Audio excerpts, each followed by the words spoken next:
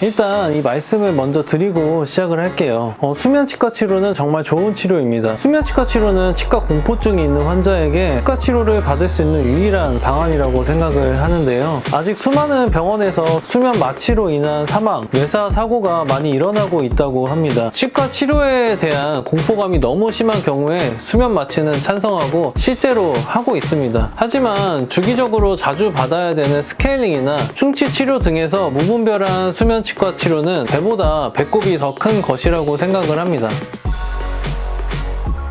네, 안녕하세요. 치과 알려주는 남자입니다. 일단 이 말씀을 먼저 드리고 시작을 할게요. 수면치과 치료는 정말 좋은 치료입니다. 수면치과 치료는 치과 공포증이 있는 환자에게 치과 치료를 받을 수 있는 유일한 방안이라고 생각을 하는데요. 치과 공포증이 있는 환자분들은 생각보다 너무나도 많습니다. 이런 분들은 구강 관리를 잘 하지 못하는 경우 식사 자체가 힘들어질 정도로 상태가 많이 나빠지고는 하는데요. 우리가 당연하게 생각하는 이 먹는 즐거움을 되찾게 해드리기 위해 수면치과 치료는 어떻게 보면 정말 좋은 해결책입니다. 하지만 지금부터 제가 말씀드리는 부분은 수면치과 치료의 위험성에 대한 치과 의사로서의 솔직한 의견입니다. 며칠 전에 유튜브로 피부과 의사분의 솔직한 수면 시술에 대한 의견을 들었는데요. 아직 수많은 병원에서 수면 마취로 인한 사망, 뇌사 사고가 많이 일어나고 있다고 합니다. 성형수술이나 피부과 시술 등 거의 모든 분야에서 수면 진료는 시행되고 있습니다. 사실 저는 최근에도 건너 강남에 몇몇 치과에서 수면 임플란트 수술을 받다가 일어난 사망사고에 대해서 듣고는 하는데요. 뉴스에는 나오진 않지만 내부적으로 알려지는 그런 이야기를 들을 때마다 저 역시 시겁하곤 합니다. 항상 조심해야 한다고 느끼는 부분인데요. 모든 치과가 수면 치과 치료에 대해서 안전을 확신하지만 이런 일이 생기는 이유는 뭘까요? 연구에 따르면 정말 많이 시행되는 수면 내시경에서 숨지는 경우는 10만 명당 4명꼴이라고 합니다. 매우 적은 숫자라고는 하지만 이런 일이 나에게 절대 발생하지 않는 법은 없습니다. 이런 사고가 나는 병원들이 안전 장비가 없는 병원들일까요? 대부분의 병원은 마취과 전문의가 상주하지 않는 경우가 많습니다. 특히 치과의 경우는 대학병원급의 3차 병원이 아닌 이상 마취과 전문의가 없다고 볼 수 있는데요. 때문에 정말 응급 상황이 왔을 때 충분한 대처를 하는 것은 사실상 어렵다고 볼 수 있습니다. 저는 수면치과 치료를 강남에서 일을 할 때부터 많이 했었고 지금 저희 치과에서도 실제로 진행을 하고 있습니다. 과거 강남에서 수면 치료를 하면서 위험한 상황을 몇 번 겪기도 하고 듣기도 하면서 이런 일을 어떻게 피할 수 있을까에 대해서 많은 고민을 했었는데요. 수면 치과 치료에 대해서는 치과 의사들끼리도 많은 안전성 논란이 있는 것은 사실입니다. 저는 한쪽으로 치우치지 않고 중간의 입장으로서 이야기를 좀 더 해보려고 합니다.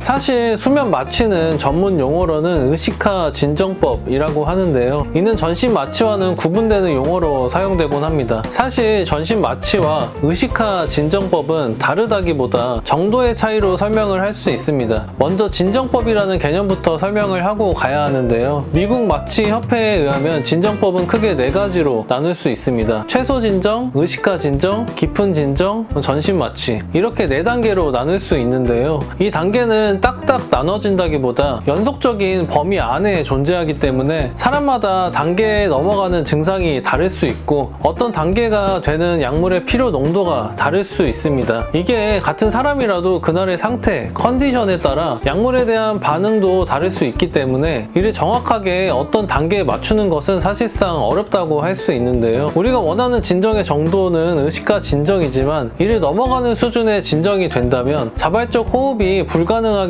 될 수 있고 이런 상태가 되는 것이 응급 상황이라고 볼 수 있습니다. 왜냐하면 의식화 진정에서는 기도에 영향이 없고 자발적 호흡이 가능하지만 깊은 진정만 돼도 자발적 호흡이 불충분하게 되기 때문에 호흡이 가능하게 하는 장치가 필요할 수 있기 때문입니다. 이렇게 깊은 진정으로 넘어가기 전에 조치를 취해야 하지만 의식화 진정 수준으로 딱 맞추는 것은 어려울 뿐 아니라 치과 치료를 하는 도중 이를 컨트롤하는 것은 어려운 부분이 분명히 있습니다.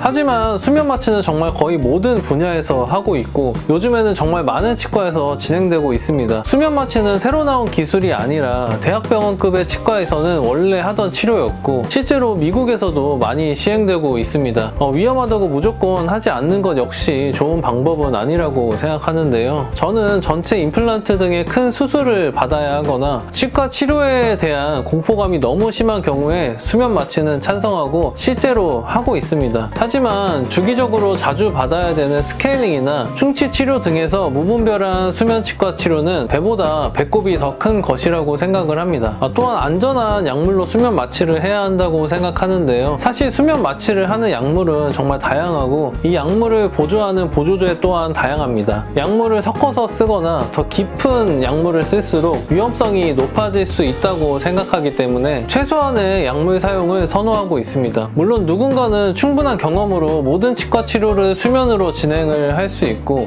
다양한 약물과 수많은 보조제를 사용할 수 있습니다. 컨트롤할 수 있는 능력이 있고 확신이 있다면야 편안하게 치료받을 수 있는 것을 싫어할 사람은 없습니다. 중요한 것은 치과 의사와 충분한 상의 후에 진행을 하는 것입니다. 개인적으로는 수면 마취는 꼭 필요한 경우에만 진행을 하고 약물은 미다졸람이라는 약물만 쓰는 것이 좋다고 생각하는데요. 꼭 필요하다는 의미는 치과에 대한 공포심이 너무 심하거나 한 번에 많은 치료를 해야 하는 특수한 경우 등이 있을 수 있고 미다졸람이라는 약물만 사용하는 것이 좋다고 생각하는 이유는 미다졸람은 역전제가 있어서 비교적 안전하기 때문입니다. 실제로 치과 마취 학회에서는 미다졸람을 사용하는 의식화 진정법은 비교적 안전하다고 말을 하고 있습니다. 오늘은 수면 치과 치료에 대한 위험성과 안전한 수면 치과 치료를 하기 위한 저의 생각에 대해서 이야기해 봤는데요. 다시 한번 말씀드리면 수면 치과 치료는 정말 좋은 치료이고 획기적인 방법입니다. 다만 무분별한 수면 치과 치료는 피하자는 말을 하고 싶은 한 명의 치과 의사로서 이 영상을 찍어봤습니다. 다음에 더 유익한 정보로 찾아뵙겠습니다. 감사합니다.